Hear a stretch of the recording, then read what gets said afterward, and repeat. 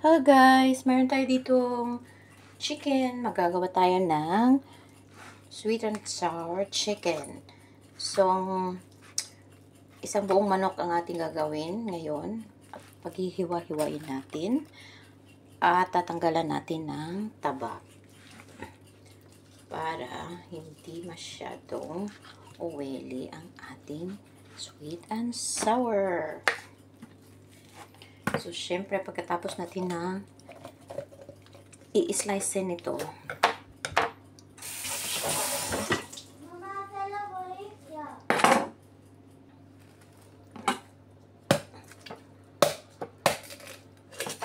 Ayan guys, paghihiwain natin.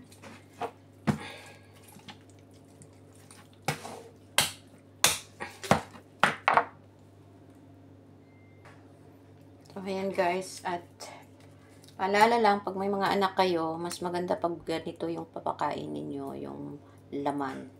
Kasi nga, iwas tinik sa mga bata. Hindi natin malalaman ang aksidente. Kaya, mas mabuti na yung,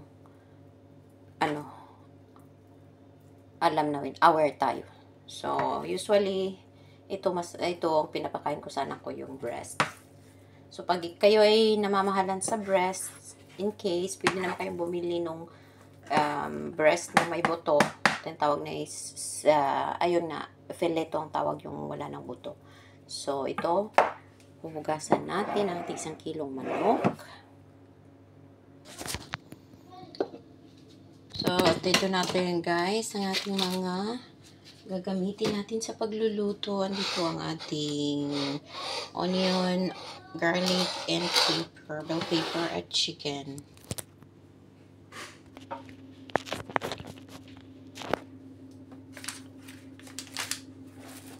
Papainitin natin ating kawali or casserole. Lagyan natin ng butter or olive oil. Ayan guys, ready ng ating butter. Lagyan na natin ang ating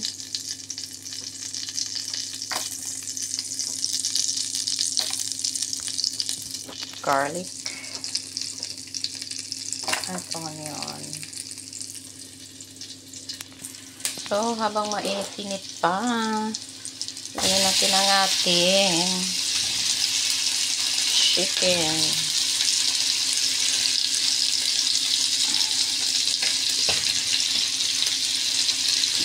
So, kaya ito marami guys, kasi nga, dadalhin ng asawa ko sa trabaho. Tapos, yung anak ko pa, request niya, yung sweet and sour na gustuhan niya, kaya, inubos ko na yung 1 kilo. 1 kilo mahigit na yung isang buong manok. Siguro mga 1.5 yun. So, that's it. So, habang inaantay natin guys, maluto ang ating manok, tatakpan muna natin for 20 minutes. So, ayan guys, lalagyan na natin ng salt.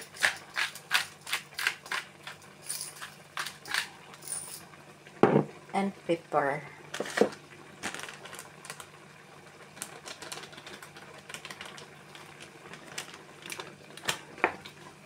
Kunti lang ating ground pepper nilagay kasi nga may batang kakain. Hindi pwedeng masyadong manghang. So, ayan guys. Ayan guys. Kumukulo-kulo ng ating mayroon tayo ditong uncle beans. So, lalagay natin dito para masarap. Ayan ang ating. Pero pag naman, gusto nyo gumawa ng sarili ninyong pwede naman kayong gagawa. Kaso nga lang masyado ng maraming gagawin. Madalian lang. Bibili na lang tayo. Tapos may pangdagdag ako dito bell pepper. So, ayan guys. So, ayan guys. Lalagay na natin ang ating bell paper.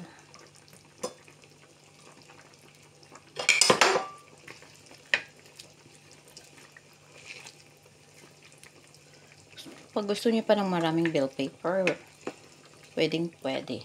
So, yummy. Ayan ang ating sweet and sour, guys. Thank you for watching.